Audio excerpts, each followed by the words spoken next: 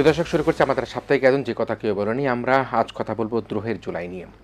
প্রিয় দর্শক, আজ 25-এ দাঁড়িয়ে আমরা 24-এর কথা বলবো এবং 24-এর কথা বলতে গিয়ে আমরা আজকে যে শিরোনামটি ঠিক করেছি দ্রোহের জুলাই, এবং এই বিষয়ে কথা বলবার জন্য আমাদের সাথে অত্যন্ত একজন উপযুক্ত অতিথি এবং যিনি জুলাই যোদ্ধা, যিনি জীবন বাজি রেখে ফ্রন্টলাইনার হিসেবে কাজ করেছেন, জীবনকে জীবনের মতো করে না দেখে মানুষের জন্য যার ভালোবাসা, যার স্নিগ্ধতা, মুগ্ধতা ছড়িয়ে দেওয়ার চেষ্টা করেছেন, তিনি হচ্ছেন আমাদের আজকের অতিথি, বৈষম্য বিরোধী ছাত্র আন্দোলনের সাবেক কেন্দ্রীয় সমন্বয়ক উমামা ফাতেমা রয়েছেন আমাদের সাথে।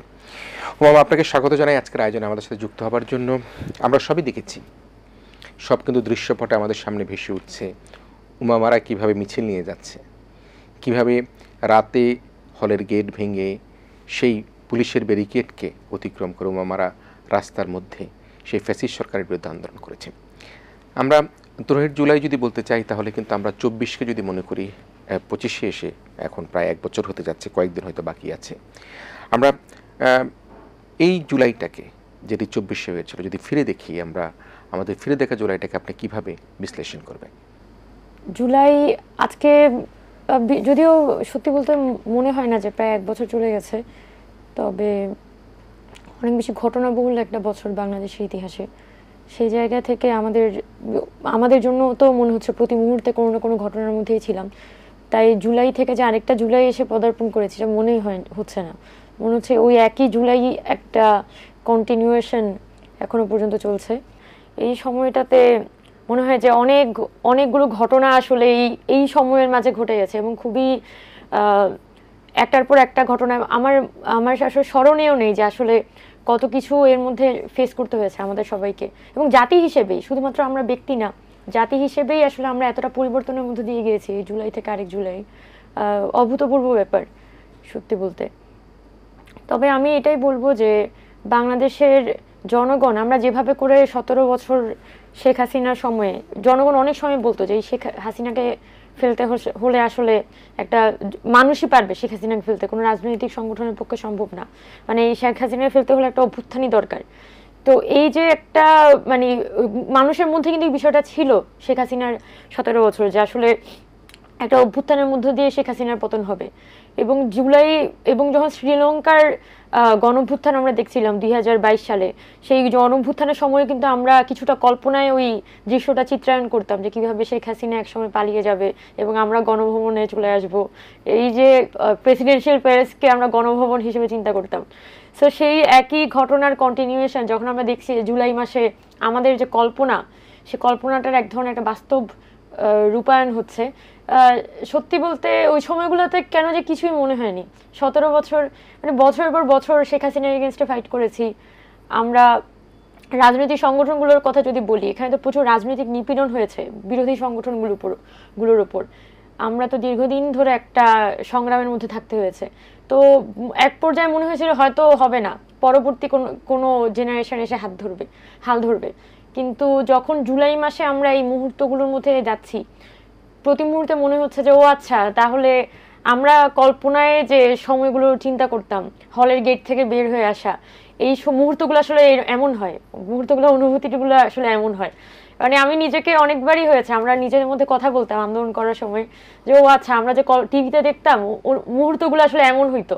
আমরা এবং যে মুহূর্তটার মধ্যে থাকে সে কখনোই বুঝতে পারে না যে সে কি সময়টা আসলে পার করছে, কিন্তু যে মানুষগুলো তাদেরকে দেখছে তাদের কাছে এটা আরো বেশি বিমূর্ত, মানে পুরো ঘটনাটা আরো বেশি মাচ মোর, সে তো সারফেস লেভেলে দেখছে। সো সত্যি কথা বলতে এই কথাগুলো ভাবি যে জুলাই যে পরিমাণ স্পৃহা এবং মানুষের ঐক্যবদ্ধ শক্তির প্রমাণ রেখেছিল, আনবিলিভেবল। এখন এসে মনে হয় যে সত্যি একটা কিছু পেয়েছি জীবন। আমরা যদি 5 তারিখ থেকে শেষ সপ্তাহের কথাগুলো একটু আপনার দৃশ্যপটে যদি আনেন, কি হয়েছিল? ধরে রাখি আমরা যদি 1 জুলাই বা তার আগে বাবু সাইদ যখন শহীদ হলো, তারপর থেকে একের পর এক মানে দৃশ্যপটে 2-4টা ঘটনা মনে পড়ে কিনা? যখন হল থেকে বেরিয়ে যাচ্ছেন রাত্রিবেলা, রাতে খাবার খেয়েছেন কিনা বা দুপুরে খাবার খেতে পারবেন কিনা, মানে কি ছিল নিজেদের দৃশ্যপট? তো দূরের কথা, তখন তো খুব খারাপ অবস্থা। যখন 17 তারিখে যেদিন হল থেকে বের করে দেয়, তো আমরা মেয়েদের হলের বিষয় ছিল কি আমরা হল ছেড়ে যাব না, আর খুবই মানে অ্যারোগেন্ট হয়ে গিয়েছিলাম, ফ্যামিলির সাথে ঝগড়াঝাটি এবং প্রত্যেকটা এরকম না যে আমরা 2-4 জন, মেয়েরা সমানে ফ্যামিলি মেম্বারসদের সাথে ঝগড়া হচ্ছে, ফোনে চিল্লাচিল্লি এগুলো আমরা শুনতে পাচ্ছি। আমারও সেম, আমার ফ্যামিলি ইমোশনাল ব্ল্যাকমেল করছে, আমিও একটা পাল্টা ইমোশনাল ব্ল্যাকমেল করছি, everything all sort of things were going on. আমরা আমাদের হলে ছিলাম এবং হলে অনেক ধরনের ঝামেলা ডিল করতে হচ্ছিল। হল প্রভোস্ট মানে হল বন্ধ ঘোষণা করা হয়েছিল, কিন্তু আমরা হল ছাড়বো না। এদিকে হল প্রভোস্টকে আমরা বলেছিলাম যে তিলোত্তমা শিকদার বা অন্যান্য যে ছাত্রলীগের নেত্রীরা তাদের জিনিসপত্রগুলো যাতে আমাদের হল থেকে বের করে। সো আমরা রীতিমতো প্রভোস্টের সাথে বার্গেনিং, প্রভোস্টের সাথে একটা ঝগড়াঝাটি, হাউস টিচারদের সাথে ঝগড়াঝাটি। তো আমরা শেষ পর্যন্ত একটা ডিসিশনে পৌঁছাই বিকাল 4টার দিকে। কয় তারিখে সেটা? এটা 17 তারিখে, যে আমরা কোনোভাবে হল ছেড়ে যাব না। এবং এটা 5টা মেয়েদের হল, আমরা একজোট যে আমরা হল ছেড়ে যাব না। আমরা যে কয়জন আছি 100-150 জন, প্রতি হলে 100-150 জন করে ছিলাম, সবাই একটা মানে ইয়ে বেঁধেছিলাম যে কোনোভাবে হল ছেড়ে যাব না। তো এই ডিসিশনটা নিয়ে আমাদের হলে আমরা 3জন, আমি, মাইশা এবং সম্ভবত মিশমি ছিল, আমরা 3জন কি করলাম, একটা রিলিফ, সাইন অফ রিলিফ, যে আচ্ছা ঠিক আছে কিছু একটা করতে পেরেছি, আজকে রাতে আমরা খিচুড়ি রান্না করে খাবো হলে, কেন জানি একটু ভেবেছিলাম। তো আমরা একটা রিক্সা নিয়ে গায়েবানা জাহাজের দিকে রওনা হই, শুনলাম যে ওখানে টিয়ার শেল মেরেছে। তো গায়েবানা জাহাজের দিকে যাওয়ার যে রাস্তা, পুরো রাস্তা কিন্তু পুলিশ ইয়ে করে রেখেছে। এটা 17 তারিখে, পুরো ঘটনাটাই 17 তারিখে। তো প্রত্যেকটা দিনের ঘটনাই তো অসম্ভব ঘটনাবহুল। তো 17 তারিখে আমি বিসি চত্বরে যাই, তখন পুলিশের সাথে আন্দোলনকারীদের একটা ওইটা তখন মনে 5টার মতো, প্রায় 5টার কাছাকাছি। তো আমি, মাইশা আর মিশমি ছিলাম। তো আমরা ছত্রভঙ্গ হয়ে গেছি, মাইশা একদিকে চলে গেছে, আরেকজন একদিকে চলে গেছে, আমি একদিকে চলে আসছি। তো আমার হুট করে মনে হলো যে পুরো ঘটনাটা একটা ভিডিও করা উচিত। তো আমি এই যে পুলিশের সাথে ধাক্কাধাক্কি হচ্ছে, ওই ঘটনাটা আমি ভিডিও করি আমার ফোনের মধ্যে। ভিডিও করার পর ওই ভিডিওর মাঝখানে হুট করে পুলিশ একটা টিয়ার শেল ছাড়ে এবং পুরা ছত্রভঙ্গ হয়ে যায় সবাই। আমরা সবাই দৌড়াদৌড়ি শুরু করি এবং একটা ছেলেকে আমি দেখছিলাম যে একদিকে ককটেল ফুটছে, আর ওই ছেলেটা হচ্ছে মাঝখান দিয়ে বাংলাদেশের পতাকা নাড়ছে এবং গালাগালি করতেছে পুলিশকে সমানে। তো এই যে একটা উদ্দীপনা। এরপর আমরা অ্যাকচুয়ালি তখন ভাত খেতে যাই প্রথমবারের মতো, তখন সন্ধ্যা 6টা বাজে। ভাত খাওয়ার পরে আমরা যখন, আমি এবং আমার জুনিয়র ছিল সাকিবুর রনি, আমরা দুজন একটা রিক্সা করে SM সলিমুল্লাহ হলে গিয়েছিলাম।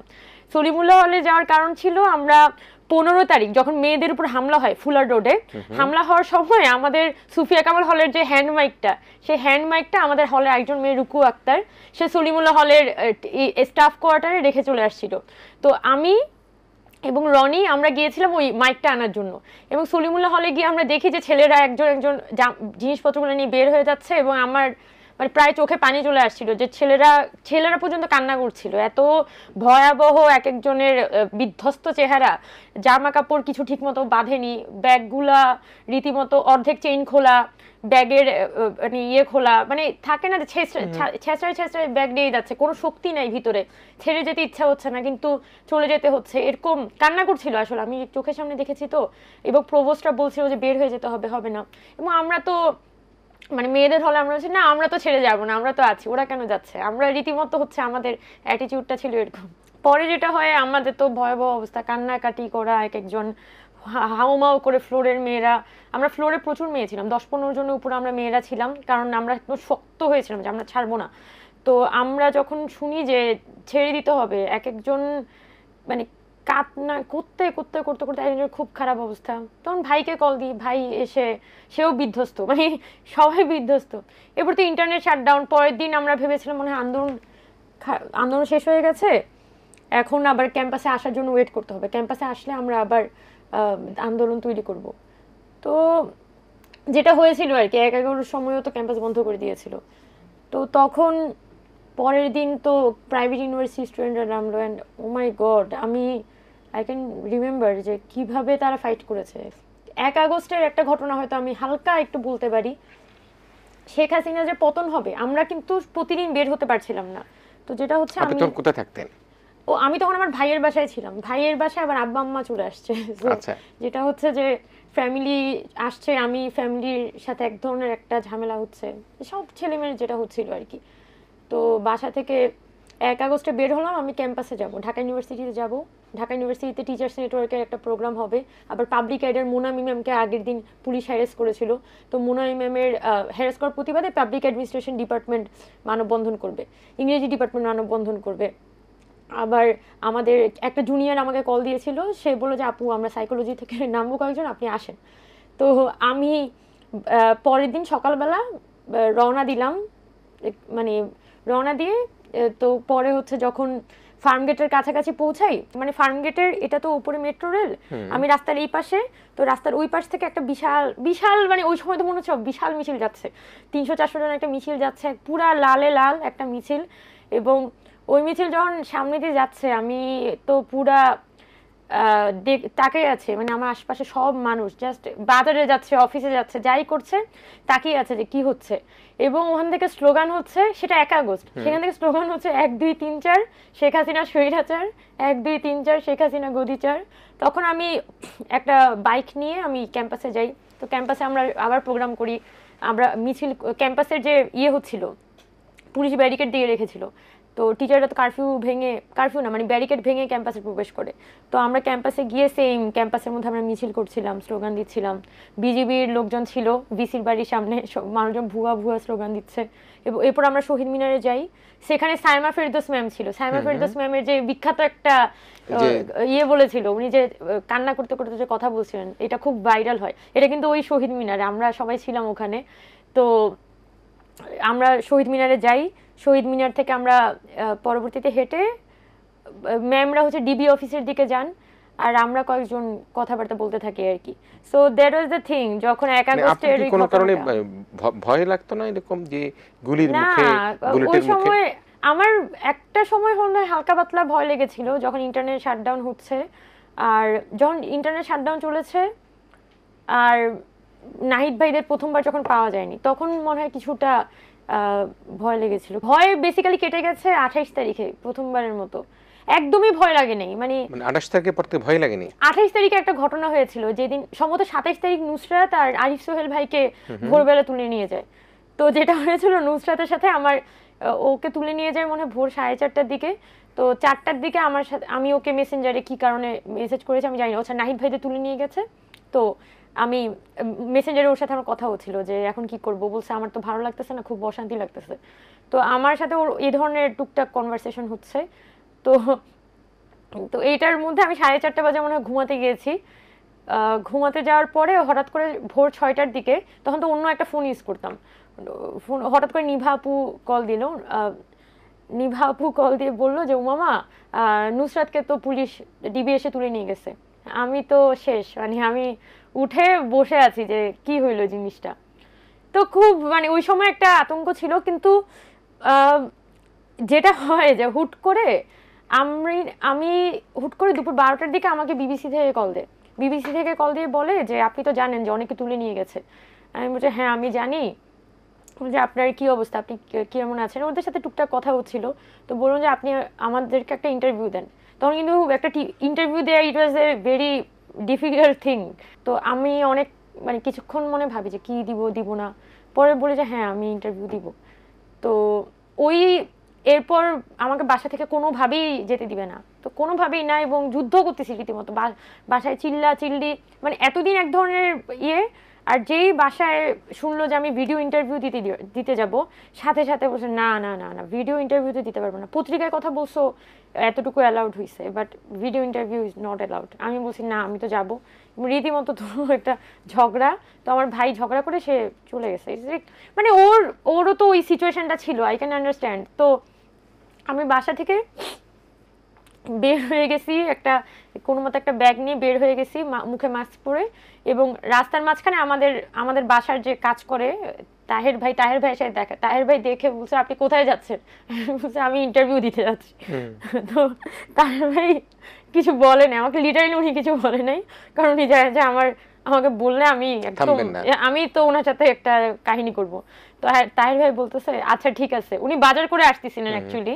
তো উনি এরকম 2 ঝোলা বাজার নিয়ে আমার পিছনে পিছনে হেঁটে হেঁটে উনি পুরো রাস্তা গেছে, যে মানে উনি আমাকে ছাড়বে না, কোনোভাবে একা ছাড়বে না। তো উনি আমার সাথে হেঁটে হেঁটে ওই কচুক্ষেত মোড় পর্যন্ত আসছেন। তো ওখানে বিবিসির আপুরে দাঁড়িয়েছিল। তো বিবিসিকে আমি বিশাল একটা ইন্টারভিউ দিই। তো মানে যেটা হয় আর কি, তো ওই একটা মাঠ ছিল, খোলা মাঠ, সাধারণ মানুষজন ছিল। তো আমি জানি না যে এখান থেকেও কিছু একটা হইতে পারে কিনা, আই ডোন্ট নো, ওই সময় হয়তো একটু মনে হচ্ছিল। বাট ওখানে বসে আমি আর বিবিসির ওই আপুটা ছিল, আমরা ইন্টারভিউ করছিলাম, আশপাশে একদম মানুষ জড়ো হয়ে গেছে, মানে ওই সময় লিটারালি চারপাশে মানুষ জড়ো হয়ে আছে, মাঝখান দিয়ে আমি এভাবে ইন্টারভিউ দিচ্ছি এবং আপু হচ্ছে নানানভাবে সাহস দিচ্ছিলেন। তবে আমি পরে একটুখানি কমপ্লেন করি যে আমি ওই সময় অনেক কথা বলেছিলাম, সাহস সঞ্চার করার চেষ্টা করছিলাম। আমরা যেটা আমাদের যেটা মুখ্য কথা ছিল যে আমরা বলছিলাম যে আন্দোলনটা চলবে, আন্দোলন চলবে, যেভাবেই হোক আন্দোলন আমরা চালিয়ে নিয়ে যাব। যেদিন 5ই আগস্ট ঘটলো সেদিন কি হলো, কখন বুঝতে পারলেন যে শেখ হাসিনা চলে যাচ্ছে, পালিয়ে যাচ্ছে? 5ই আগস্টে শেখ হাসিনা চলে যাচ্ছে এটা বুঝতে পারি তো মূলত তো 12টার দিকে একটু আমরা টের পাই। একটা জিনিস আমরা খুব ভালোভাবে টের পাচ্ছিলাম যে এই মুহূর্তে যদি শেখ হাসিনাকে অ্যাকচুয়ালি উৎখাত করতে হয়, তাহলে পুরান ঢাকার যে এরিয়াটা, এইটা যদি একবার কেউ ক্রস করে ফেলতে পারে, তাহলে হচ্ছে আসলে আজকেই শাহবাগ দখল করে ফেলা যাবে। সো আমরা আমরা বারবার ওই এলাকার মানুষকে কল দিচ্ছি, আমার যত পরিচিত ছিল, যাকে যেভাবে পারি কল দিচ্ছি সমানে। তো সবার কথা সকাল 10টা পর্যন্ত কথা যে না কেউ তো নাই এখানে, কাউকে পাচ্ছি না। মানে দুইটা ঘটনা বলতে পারি। আমার এক বন্ধু, সে শনি ডাকরাতে ছিল, সে আমাকে বলছে যে না মামা, আমি তো গলির মধ্যে আছি, সবাই গলির মধ্যে আছে, কেউ বের হচ্ছে না, সবাই গলির মধ্যে আছে, এখন আমরা বুঝতে পারতেছি না, আমরা চেষ্টা করতেছি বের হওয়ার। আমার মানুষজন টুকটাক ওই থাকে না, বাজারের ব্যাগ দেখায় বের হচ্ছে, কেউ একজন সাইকেল চালায় চালায় বের হচ্ছে, মানে অদ্ভুত অদ্ভুত ভাবে মানুষজন একজন একজন করে যাওয়ার চেষ্টা করতেছে আর কি। তো আমি এরকম একজনকে ফোন দিয়েছি, আমার এক পরিচিত, উনি বললেন যে না আমি তো রাস্তায় আছি, একজন একটু হেঁটে সে শনি রাখরা থেকে একটু সামনে আসছে। সো আরেকজনকে আমি কল দিলাম, উনি অ্যাকচুয়ালি সকাল 9টা বাজে এসে পৌঁছাইছেন শহীদ মিনারে।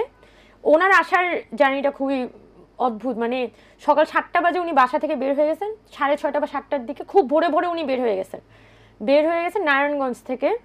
এবং সে নাকি অনেক সারা বাংলাদেশ ঘুরে, একটা অটোরিকশা দিয়ে অনেক সারা বাংলাদেশ ঘুরে উনি হচ্ছেন ইয়ে করে আসছেন, শহীদ মিনারে আসছেন। এবং এসে মনে হয় কিছুক্ষণ বসছিলেন, 15-20 মিনিটের মতো। বসার সাথে সাথে পুলিশ এসে ওখানে এলোপাথারি একদম গুলি করা শুরু করে দেয় এবং ওখানেই ওনাদের সামনে মানুষজন মারা গেছে।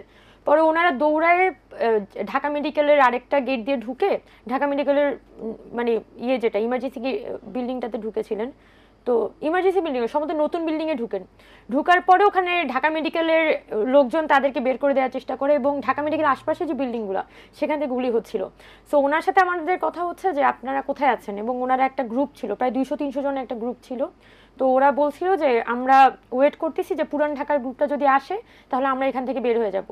এবং পুরান ঢাকার গ্রুপটাও আসার মতো কোনো সিচুয়েশন ছিল না, কারণ যাত্রাবাড়িতে গুলি হচ্ছিল। আর চানখারপুল মোড়ে আমার যে জুনিয়ররা ছিল, চানখারপুল মোড়ে তো তখন মানে ভয়াবহ অবস্থা, গলিগলিতে লাশ পড়ে আছে। মানে নিজের সামনে লাশ দেখেছেন?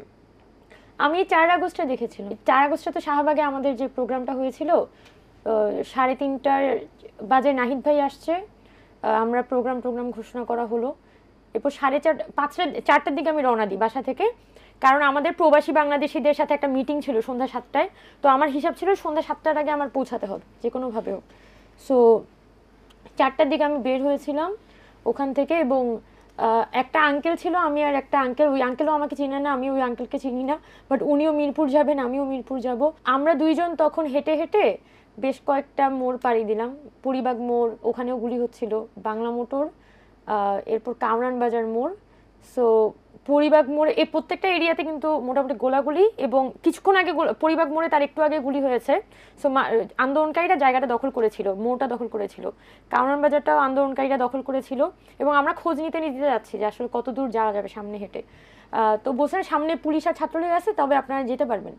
তো আমরা ফার্ম গেটের দিকে কোনোভাবে হাঁটা শুরু করি, কারণ গুলিটা হচ্ছিল আসলে ওই পাশ থেকে, মগবাজারের ওই পাশ থেকে, আবার ধানমন্ডির দিকে, মানে কারণ বাজার মোড়ে ওই মুহূর্তে কোনো গোলাগুলি হচ্ছিল না 4:30টার দিকে। পরে আমরা যখন হাঁটা শুরু করি, তখন হাঁটতে হাঁটতে আমরা ডেইলি স্টারের যে বিল্ডিংটা, ডেইলি স্টারের বিল্ডিংটার কাছাকাছি এসে যখন পৌঁছাই, তখন অ্যাকচুয়ালি মানে হুট করে দেখা যায় চারপাশ থেকে গোলাগুলি হওয়া শুরু হয়েছে। পুলিশ আর ছাত্রলীগ ছিল মোড়ে, পুলিশ আর ছাত্রলীগ আমাদের দিকে গুলি করা শুরু করে। আর আরেকটা ঘটনা, ওই উপর পাশে একটা লাল বিল্ডিং ছিল, আমি আমি বারবার বলি কারণ আমার খুব ক্লিয়ারলি মনে আছে, আমাদের সামনে একটা লাল বিল্ডিং ছিল, ওই লাল বিল্ডিং থেকে আসলে আন্দোলনকারীর দিকে গুলি হচ্ছিল। তো আমরা আবার লাল বিল্ডিংয়ের নিচে ছিলাম, আমি আর আঙ্কেল। সো আমার ইয়ে ছিল যে আমি আর সামনে যেতে যাচ্ছি না, আমার কথা হয় আমি পিছনে যাব, নাইলে আমি গলির মধ্যে ঢুকবো। আর আমার সাথে যে আঙ্কেল, উনি হচ্ছে যাবেনি, উনি কোনোভাবেই থামতেছেন না, মানে উনি আসলে মানে বয়স হয়ে গিয়েছেন, তো মানে ইয়ে করতে পারছেন না, বুঝতে পারছিলেন না অনেক কিছু। তো আঙ্কেল হচ্ছে গুলির দিকে হাঁটা শুরু করেন। তো আমি কিছুটা যে মানে আমি কিছুটা একটু পাজলড হই যে উনি মানে উনি কেন ওই দিকে যাচ্ছেন আর আমাকে কেন নিয়ে যেতে যাচ্ছেন, এরকম একটু পাজলড হয়ে যাই। সো আমি যেটা করি, আঙ্কেলের কথায় আর ভরসা করছিলাম না, আমি আর আঙ্কেল, উনি হাঁটা শুরু করেছেন আর আমি এখানে দাঁড়িয়ে আছি, আমার পিছনে এখানে একটা গলি আছে। সো পিছনে গলিতে লোকজন দাঁড়িয়ে আছে এবং এই সামনে পুরো রাস্তায় গোলাগুলি হচ্ছে। এর মধ্যে যেটা হয়, আমি ডিসাইড করতে পারছিলাম না যে আমি পিছনে মানে গলিতে যাব নাকি আমি রাস্তাতেই থাকবো, নাকি ডানে যাব বামে যাব, কি করব। সো তখন অ্যাকচুয়ালি যেটা হচ্ছে যে একটা ছেলে, মানে হ্যাঁ, একটা ছেলেকে একজন রিক্সাওয়ালা, ওই যে নাফিজ, শহীদ নাফিজের লাশ আসলে আমাদের সামনে নিয়ে যাওয়া হচ্ছিল, ও জীবিত ছিল তখনও পর্যন্ত। তো নাফিজকে ওই রিক্সাওয়ালা যিনি, উনি হচ্ছে নিয়ে যাচ্ছিলেন, তো ওর মাথা থেকে তো ব্লাড পড়ছে, হাত হাত ঝুলেছিল, মাথায় বাংলাদেশের পতাকা বাঁধা ছিল, এবং মানুষজন হচ্ছে রিক্সাটাকে রাস্তা ক্লিয়ার করে দেওয়ার চেষ্টা করছিল যাতে রিক্সাটা যেতে পারে। তো এবং আমরা সবাই দেখছিলাম, কিছুই অনুভব হয়নি, সত্যি কথা বলি। তো ওই সময় মনে হচ্ছে যে এভাবে এভাবে মানুষ গুলি খেলো, তবে আমি ভেবেছি ছেলেটা বেশি গুলি খায়নি, ও ঠিক হয়ে যাবে একটু পরেই। সো এরপর এরপর আরো অনেক ঘটনা ছিল। এখন এই 25-এ এসে কি জুলাই নিয়ে আপনি তৃপ্ত কিনা, একেবারে ছোট্ট করে যদি বলেন। ওই সময় তো আসলে মানে সার্বিক ওই পরিস্থিতি, সময় মারা যাওয়াটা না কোনো খুব অস্বাভাবিক, মানে একটা পর্যায়ে এরকম হয়ে যায় না, মৃত্যুটা একটা নেশার মতো হয়ে যায়। মানে একটা মানুষ যে মারা যাচ্ছে, সেও মনে হয় অনুভব করতে পারছিল না যে সেটা তার সাথে খুবই খারাপ কিছু হচ্ছে, এবং আমরা তো মনে হচ্ছে এটাই স্বাভাবিক, এটাই মনে হয় ওই মুহূর্তগুলোর কাছে সময় ওইগুলোই স্বাভাবিক মনে হচ্ছে। এবং শেখ হাসিনা জীবনটাকে এমন একটা পর্যায়ে নিয়ে গিয়েছিল যে এই দেশে তো নিপীড়িত হওয়া, এই দেশে কথা বলতে না পারা, এই দেশে দিনের পর দিন সরকার হচ্ছে দেশের মানুষকে গুলি করে মারবে, এটা এটা কিন্তু আপনি দেখেন গত 17 বছরে কিন্তু শেখ হাসিনার ঘটনা অনেকবার করেছে, তাই না?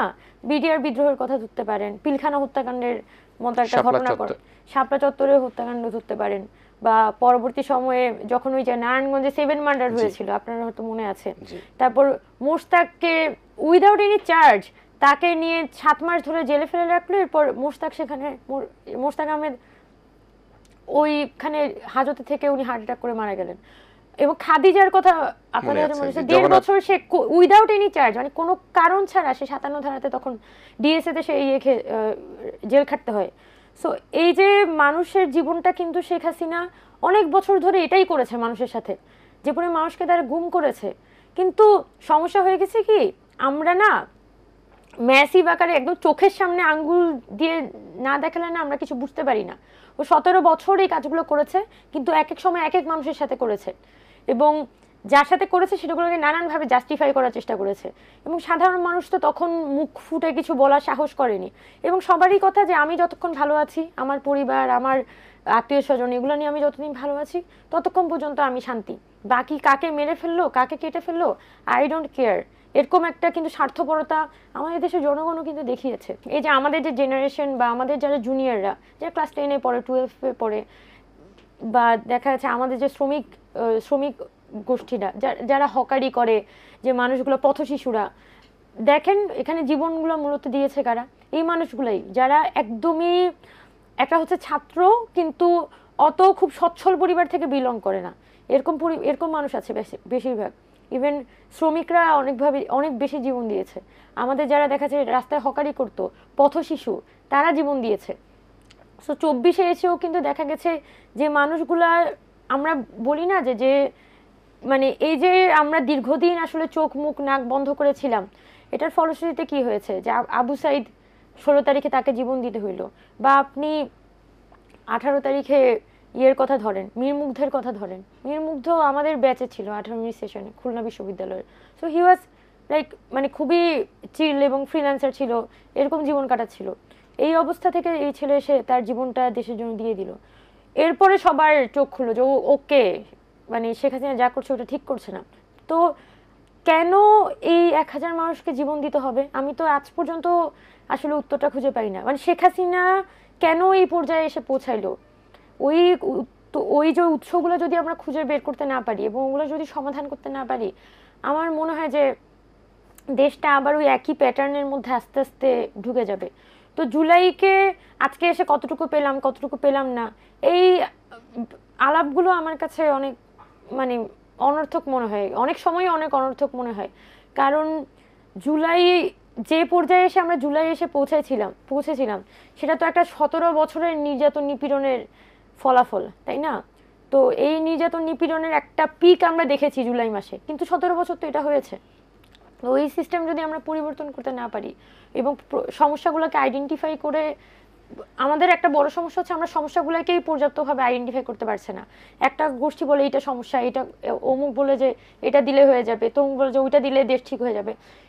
দেশ এভাবে ঠিক হবে না, কখনোই দেশ এভাবে ঠিক হয় না। এই দেশটা আজকে হোক কালকে হোক, এই দেশটাকে আসলে পরিবর্তন হতে হবে, এটা অবশ্যম্ভাবী। যে পরিমাণ মানুষ জীবন দিয়েছে আর আমাদের যে পরিমাণ পটেনশিয়াল এনার্জি আমরা 17 বছরের নির্যাতন নিপীড়ন দেখে দেখে জমা করেছি, যে পরিমাণ ফ্রাস্ট্রেশন আমাদের মধ্যে আছে এখনো পর্যন্ত, সেটা জুলাই মাসে সবগুলো রিলিজ হয় নাই। এবং জুলাইয়ের পরবর্তী সময়ে বেশিরভাগ ছাত্রছাত্রী, বেশিরভাগ জনতা তারা কিন্তু তাদের পরিবারের কাছে ফেরত গেছে, কিন্তু তাদের ভিতরে যে ক্ষোভ, তাদের ভিতরে যে ওই আকাঙ্ক্ষাটা যে এই দেশটাকে পরিবর্তন করতে হবে, ওটা এখনো ওই বীজটা একবার রোপণ হয়ে গেছে জুলাই মাসে, এবং ওই গাছটা আরো বড় হবে, এবং এটা শুধু সময়ের অপেক্ষা। দর্শক, আমরা অনেক না বলা কথা শুনলাম এবং প্রশ্নবিহীন অনেক উত্তর জেনে ফেললাম আমরা উমামা ফাতেমার কাছ থেকে। আমরা দ্রোহের জুলাই নিয়ে কথা বলছিলাম। দ্রোহের জুলাই নিয়ে কথা বলতে গিয়ে অনেক ক্ষোভ, দুঃখ, হতাশা, একই সাথে আবার জেগে ওঠার যে জাগরণীয় গান, সেটিও কিন্তু তিনি শোনালেন। আমরা উমামা ফাতেমা এবং এদেশের সমস্ত উমামাকে আমরা ধন্যবাদ জানাতে চাই, কৃতজ্ঞতা জানাতে চাই, যারা ফ্রন্টলাইনার হিসাবে আমাদের জন্য এই বাংলাদেশটাকে এই 71-এর মুক্তিযুদ্ধের পর আবার একবার একটা আমাদেরকে স্বাধীনতার স্বাদ দিয়েছে। তাদেরকে আমরা কৃতজ্ঞতা জানাই, ধন্যবাদ জানাই। প্রিয় দর্শক, আপনাদের এতক্ষণ আমাদের সাথে ছিলেন দ্রোহের জুলাই দেখবার জন্য। আপনাদেরকে একই সাথে আজকের প্রিয় অতিথি, আমাদের উদ্দীপ্ত, আমাদের জুলাইয়ের শোক নিশিখা উমামা ফাতেমা, আপনাকেও ধন্যবাদ জানিয়ে আমাদের আয়োজন শেষ করছি। দর্শক, আপনারা ভালো থাকবেন, সবাই মিলে ভীষণ ভালো থাকবেন।